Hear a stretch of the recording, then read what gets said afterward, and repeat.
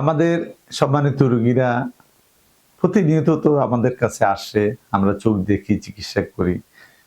চিকিৎসার সাথে সাথে আমাদের রোগীদের জিজ্ঞাসা থাকে, স্যার চোখ কিভাবে ভালো রাখা যায়, আমরা কিভাবে চোখের যত্ন নিতে পারি। আসলে এটা শব্দটা এক্সপেক্টেড করি আমাদের রোগীদের থেকে, আমরা রোগীরাও জিজ্ঞাসা করে, আমরাও চেষ্টা করি। আসলে আমাদের চোখের যত্ন, চোখ অমূল্য সম্পদ।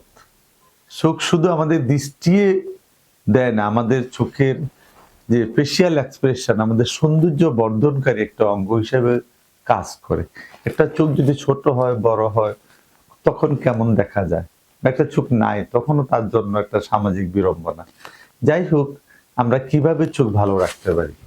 প্রথমত হলো, আমরা যারা ছোট বয়স থেকে যে আমরা গ্রিন লিফি ভেজিটেবলস এর প্রতি বেশি খাই, বিশেষ করে আমরা শাক সবজি, গুঁড়া মাছ, মলা ডালা, মিষ্টি কুমড়া, এটা আমরা ছোট থেকে আমরা খেয়ে আসছি বলে আমাদের এই বয়সে আলহামদুলিল্লাহ চোখ ভালো আছে। তো আমাদের শিশুদেরকে আমরা বলবো, আমরা এনকারেজ করবো আমাদের শিশুদের যেমন এই খাবারগুলো বেশি খায়।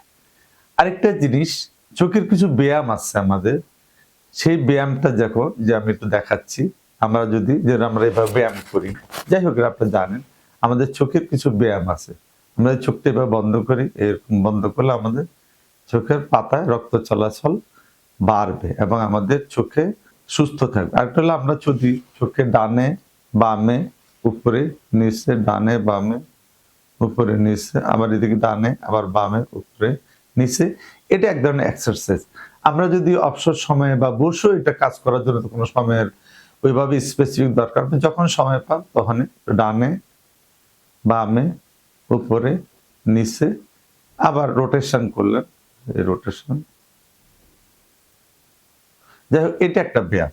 এই ব্যায়ামটা করলে আমাদের চোখের যে মাংসপেশি আসে, এই মাংসপেশিতে রক্ত চলাচল বাড়বে এবং মাংসপেশিগুলো আমাদের ব্যায়াম করার পর যে মাংসপেশিগুলো স্ট্রং হয়, চোখের এই মাংসপেশি স্ট্রং হবে এবং চোখের রক্ত চলাচল, খাদ্যের নিয়ন্ত্রণ কন্ট্রোলে থাকবে এবং আমাদের চোখের রেটিনা, পেশা, চোখের প্রেসার, চোখের অন্যান্য কর্নিয়া, এগুলো যা আছে সবগুলো ভালো থাকবে।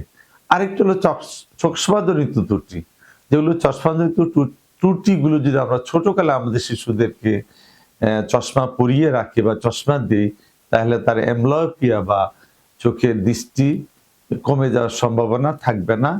এই কয়টা টিপস যদি আমরা মেনে চলি, তাহলে আমাদের চোখের যত্ন নেই, তাহলে আমাদের চোখ ভালো থাকবে, সুস্থ থাকবে, দৃষ্টি সুরক্ষিত থাকবে।